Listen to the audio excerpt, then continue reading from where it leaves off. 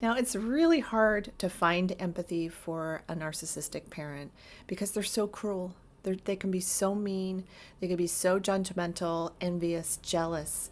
Uh, they're vengeful. They're all the worst toxic traits that a person can possibly possess. All those worst toxic emotions that they can wield, they wield them. And so, one of the things that really is helpful for you, and this is very hard to do that very first time that you do this, but when they start to try to pull you into an argument, say they get on the phone with you and they say, I can't believe you waited so long to call me.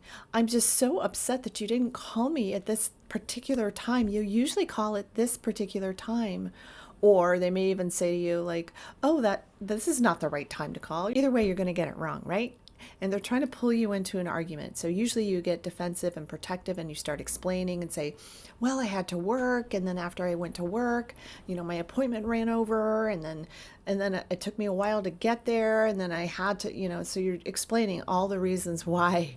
And then they're getting more and more supply listening to you explain the reasons why, and then it escalates, and then they start getting meaner and meaner and meaner with you. So instead, do this. And this is, again, it's hard to do this first time you do it, but say something like, I am so sorry. And you say it kind of flatlined. I am so sorry. That must be really hard for you. And if you say it with a feeling behind it, because there's a part of you, a side of you that has so much compassion for your narcissistic parent.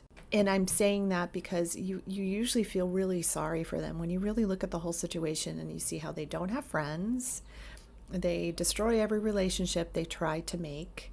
They are incredibly difficult. They shoot themselves in the foot at every turn. They're their own worst enemy. They make everything harder than it ever has to be. They're miserable, miserable people. And when you start looking at that and you go, God, I feel so sorry for my parent that they can't see themselves. They can't do anything to change. Then that can bring up empathy in you. You can really feel for them.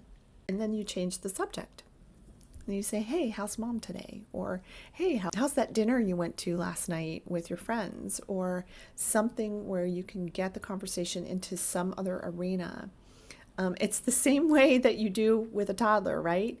You distract them, you give them a little bit of something that they're wanting, and then you distract them and move them into something else.